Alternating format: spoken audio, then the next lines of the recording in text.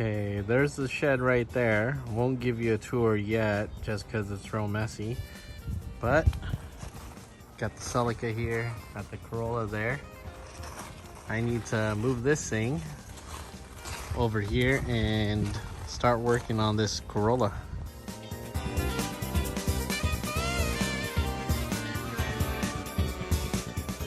Okay, so it's only 100 something degrees here. Got the trickle charger on here,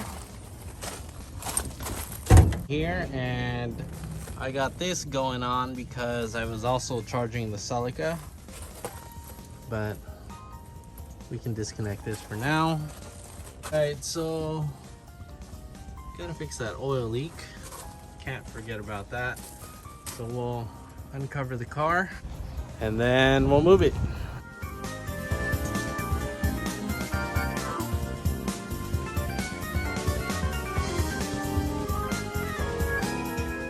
Damn, this thing looks good. I forgot how much I like that car. You know, just shuffling cars around. Literally sweating from just moving cars. It's way too hot right now. I'm gonna come back to this. Had to wait for the weather to cool down a bit. But let's get back to this thing. First thing to address is the oil leak. She cleans up pretty well. Okay, so gotta find our oil leak, which is probably from one of these lines.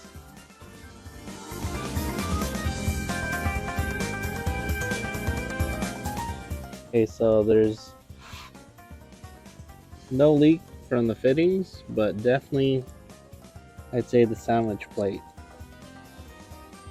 Definitely the seal between the sandwich plate and the pen. And this is always a problem because if you look at my oil filter, yeah, it's right up against my tension rod bracket. I guess we need to change the oil anyway, so yeah, let's do that.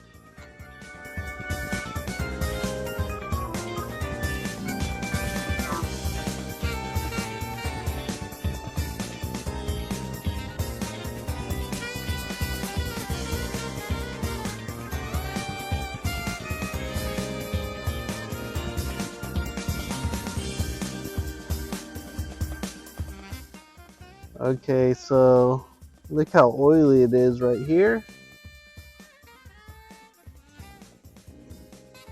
And that's the only drop I see. Lots of residue and an actual leak there. Yeah, it's super oily in here. Before anything, we should just pressure wash all of this. We'll take off this terrible skid plate and pressure wash all of this right now.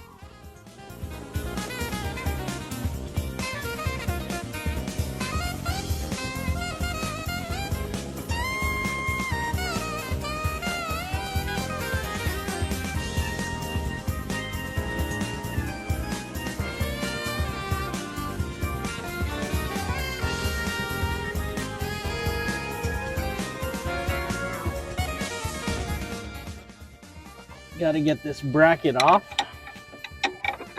I still think I need to take off the other side to do it. To change the oil, that is. But let's see. Well, obviously, we're hung up with the sway bar. So there's tension with the sway bar. It's still hot outside.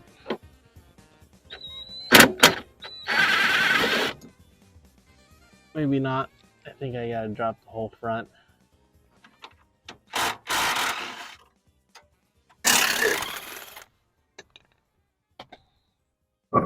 Barely.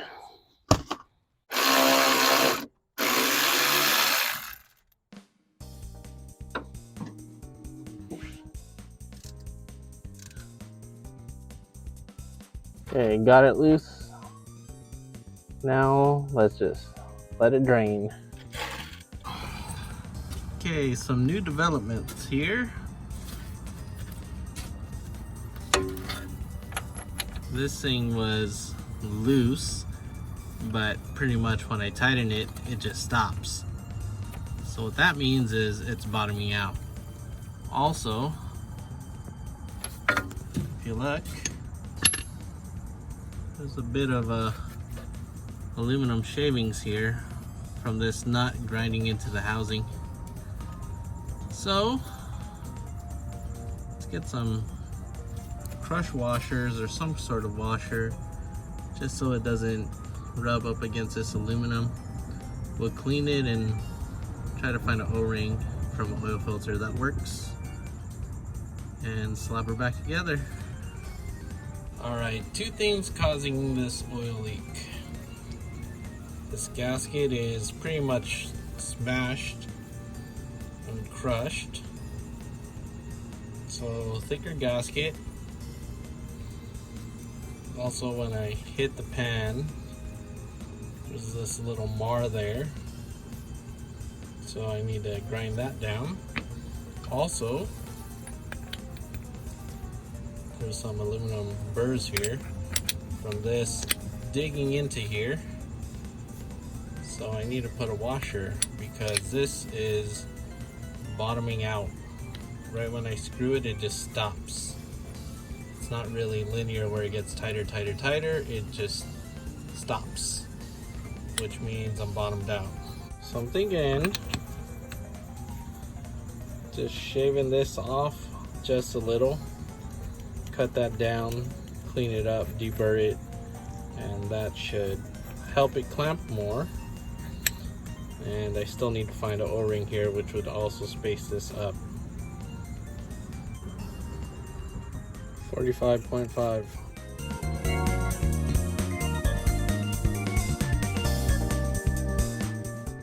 We're right at 42 now. Cleaned up, little bevel. Cleaned up the inside with a step drill. Better than before. Okay, just turned on the ignition to flush out my AccuSump.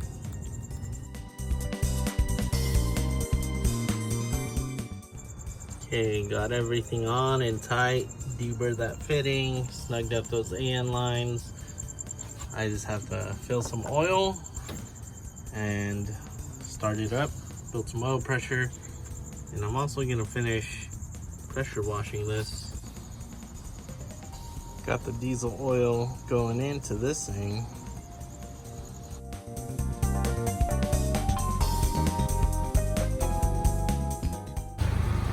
Okay, just letting the car idle, warm up. The battery was kind of dead, and topped it off with some Rotella. And then here on the side, I'm using my aluminum cleaner to clean up these wheels. That's the back side. Let's do the front side.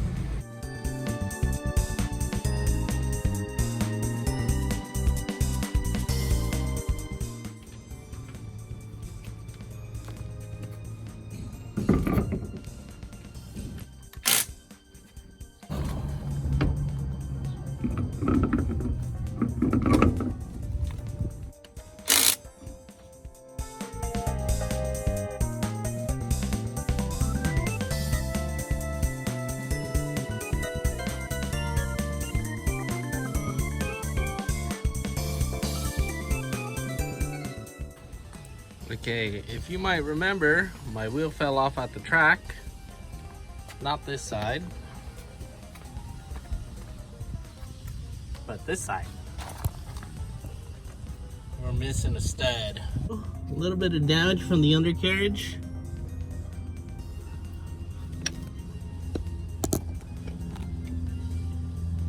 Grinded that down since the wheel fell off. Oh yeah, even made it through the bolt. Wow. Okay. Driver's side, passenger side.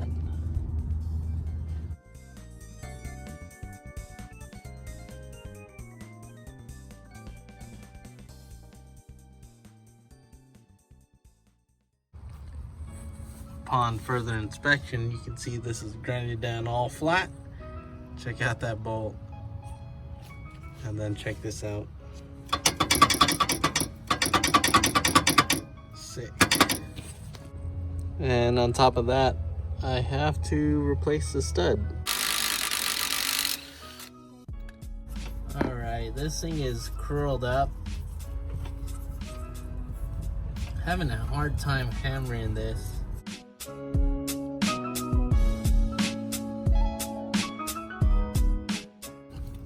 I mean, come on, that's kind of cool. That's kind of cool, right? Man, this thing used to be 2 holes down before. Same thing happened, cut it, made it shorter, cut it, made it shorter. I wonder if I want to do that again. Maybe I'll just weld a big old washer or something. Okay, luckily a while back ago, I bought some left-hand thread bushings. So that should go on. Just not sure of the alignment. Kind of like Legos here.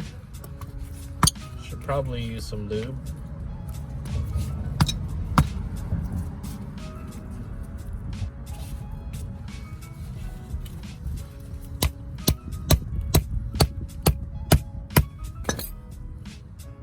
There we go.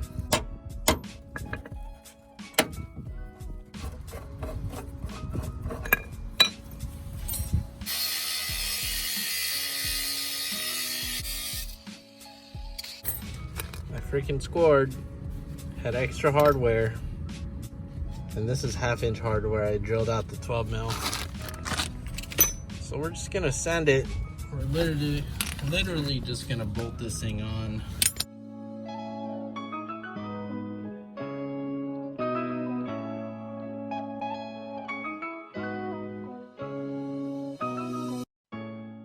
Slight bend in this link.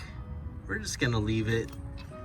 And there's our bushing, and that's better than before. I mean, looks like there's a lot of thread sticking out, but there's a lot of engagement on that thread. Enough engagement. I guess I could probably reset it because that's how that looks.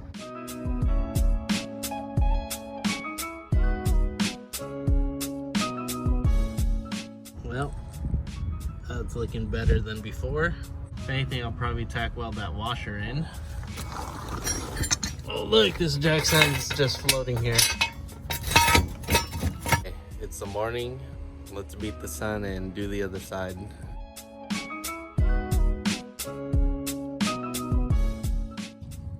Okay. Got the new one on there.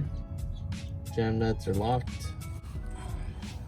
And these are the tires I did the burnout on.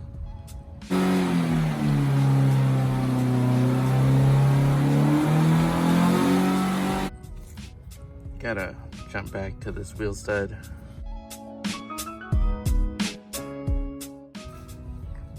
Okay, ordered these studs, but the knurl is too small, so it just spins. Back at it again. This time we have shade while we're waiting on parts, which we're waiting for a stud. We need to put in a headliner just to keep it nice and cool in here. The old headliner was ruined, but this headliner came from the Corolla, the Lemons Corolla, Austin Powers, or the initial Dingus car. I cut the front half to match.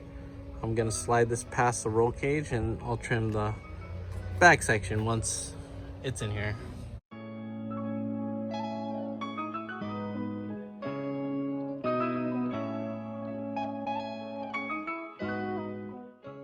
Now that it's in place, more or less, we're just gonna trim this edge. Box cutter.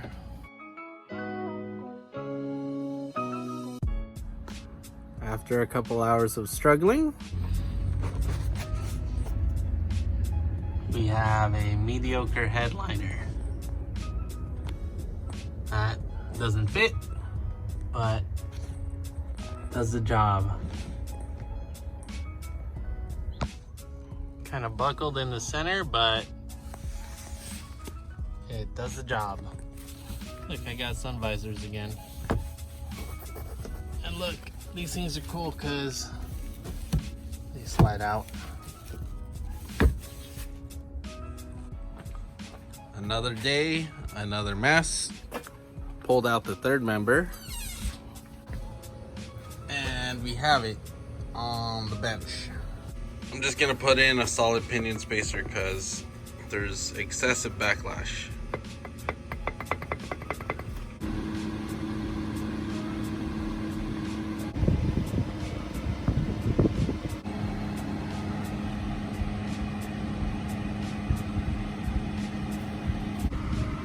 Good to go. Got this thing all cleaned up. I just gotta glue the housing in there. Got the differential in, and I put the calipers on to compress these calipers because my homemade brake pads are literally junk. So I know what to do. Put on some shitty ones, and then when I get to the track, I can place these on, or the fatter side on. Okay, just gave it a quick pressure wash down here to make it look a little cleaner. Now we just have to drop it and drive it. Got defeated by a fuel leak. Be right back. 6:50 in the morning, and we fixed the fuel leak. I did this AN braided line down to like this 1/4 inch. So I had to stretch these clamps or force these smaller clamps on. And then there's our fuel pressure regulator filter. Don't mind that, that's the return. Well, let's see if it leaks. Luckily, this car isn't too loud. Smells like gas. Prying the fuel pump a little. Check if it's in neutral.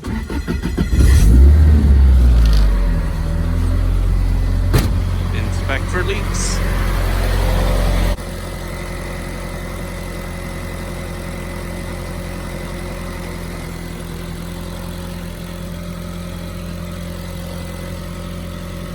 Little. Definitely leaking. Just gonna cut this. This is made for fuel injection, and this is what I had. Just because it's still braided, it didn't clamp tight enough. Problem is, I have different inner and outer diameters. So let's see if we could stretch this open a bit. Take 2. Build some fuel pressure.